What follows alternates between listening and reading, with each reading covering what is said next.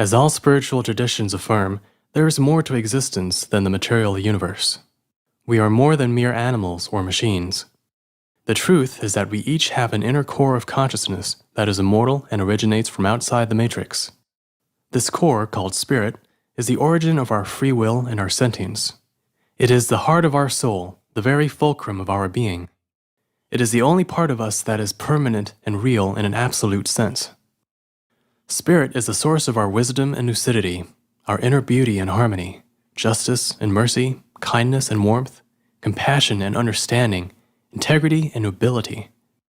These ideals are not arbitrary human inventions, but qualities intrinsic to spirit. Whenever we express these ideals, we radiate a divine influence into the world. Spirit comes from a metaphysical realm brimming with vitality, whose laws are perfect, absolute, and just. This divine realm has been called the kingdom of heaven, eternity, or true reality. It exists beyond space-time, beyond even the etheric and astral regions where the occult influences of the control system originate. The problem is that we are here, but not from here. We are intruders into the matrix.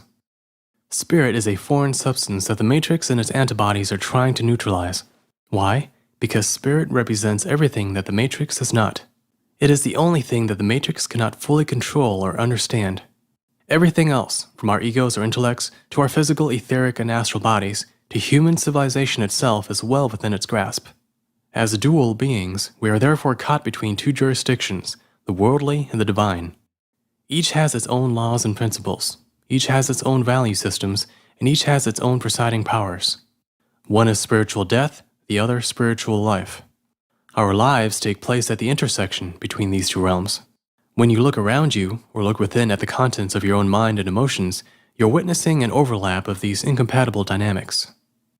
Externally, the intersection consists of the matrix and the divine realm exerting their respective influence over the physical, etheric, and astral environment. The events in your life are a mixture of these influences. Even your physical surroundings contain both layers, as there is both ugliness and beauty, chaos and harmony, entropy and growth everywhere you look. Both exist simultaneously before your eyes, and cynics are those who see only half the picture. Through a shift in perspective, you can bring one layer into better focus. By doing so, that layer is also brought into better physical manifestation through the phenomenon of mind over matter. Because mind affects matter at the quantum level, an inner consciousness shift will create an outer physical shift. In other words, the inner and outer worlds are loosely coupled. The probability of personal life events changes in response to deep changes in your mental and emotional landscape. The more you live from your spirit instead of matrix programming, the more your external circumstances come under the jurisdiction of the divine realm. Spirit affects reality in a synchronistic way, thereby bypassing the deterministic laws of the matrix. Life literally turns around and begins pointing in a new direction, and miracles become the norm. That is how the kingdom of heaven begins manifesting on earth, one person at a time. It is done by untangling yourself from the clutches of matrix-programmed delusions and reclaiming physicality in the name of divinity. Internally, the intersection between higher and lower is expressed as spirit and ego battling over your mental and emotional landscape. Ego is an artificial personality created when the intellect is programmed with all the rules, fears, and desires of the matrix.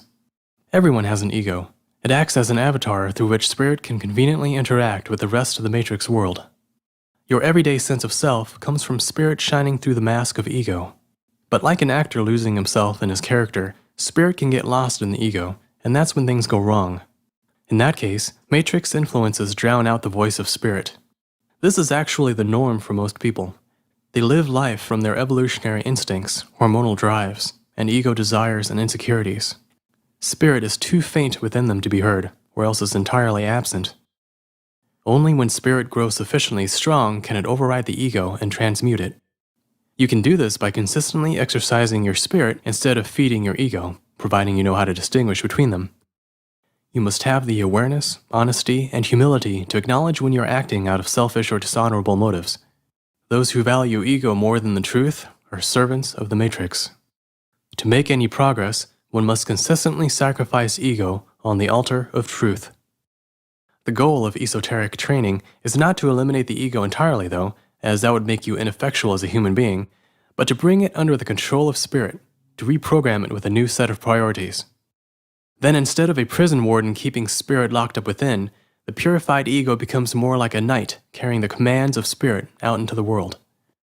What the matrix normally uses to subjugate spirit then becomes the means through which spirit unravels the matrix. This reversal of flow is what we're after: spirit over mind, mind over matter. To be what the matrix is not, we must do what the followers of the matrix are not doing. Too many people have sloppy thinking and personalities shaped solely by societal expectations, fallible authority figures, biological drives, and the five senses.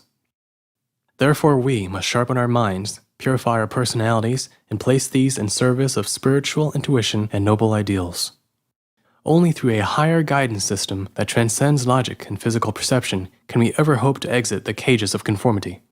Mind and heart, reason and intuition, intellect and spirit must work together, for each alone is not enough.